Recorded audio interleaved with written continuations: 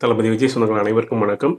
இப்பல்லாம் மீடியாவை பார்த்தீங்கன்னா, இல்லைன்னா யூடியூப்ல சேனல்லாம் பார்த்தீங்கன்னா, தளபதி விஜய் அவர்கள வந்து தற்குறியுடைய தலைவர் அப்படின்லாம் வந்து நெறைய பேர் விமர்சனம் பண்றாங்க.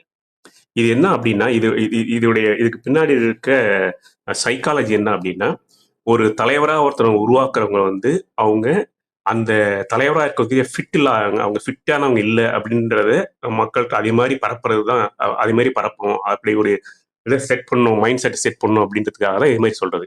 இது எங்க எனக்கு தெரிஞ்ச வரையும் எங்க வந்து ஸ்டார்ட் ஆச்சு, எங்க சக்சஸ்ஃபுல்லா நடந்திருக்கு அப்படின்னா, ராகுல் காந்தி அவர்கள காங்கிரஸ் அ காங்கிரஸ் தலைவர் ராகுல் காந்தியார் அவர்கள என்ன சொல்லுவாங்கன்னா, பிஜேபிக்காரங்க எப்பவுமே பப்பு பப்புன்னு சொல்லுவாங்க அவர.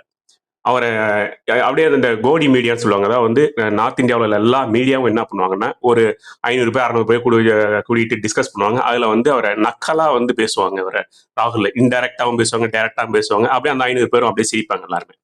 இது என்ன பண்ண இப்படி இது அத அப்படியே யூடியூப்ல போடுவாங்க. அத அவங்க சேனல்ல ஒளிபரப்பாங்க. இப்படி இதே மாரி பண்ணி பண்ணியே அவரு அந்த அளவுக்கு ஃபிட் இல்ல அவரு இந்தியாவை லீட் பண்ணக்கூடிய ஃபிட் இல்ல அவர் அப்படின்ற மாரி மக்கள் மனசுல ஒரு மைண்ட் செட்ட உருவாக்குனாங்க.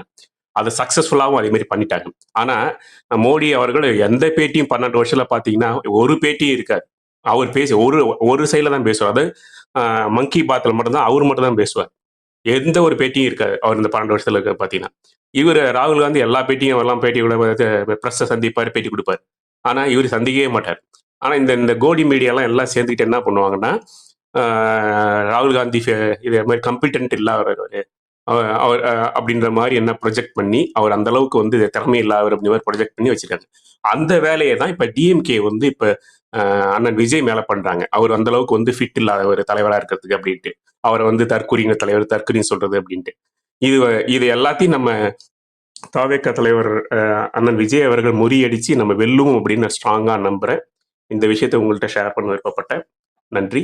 ஜெய் விஜய்.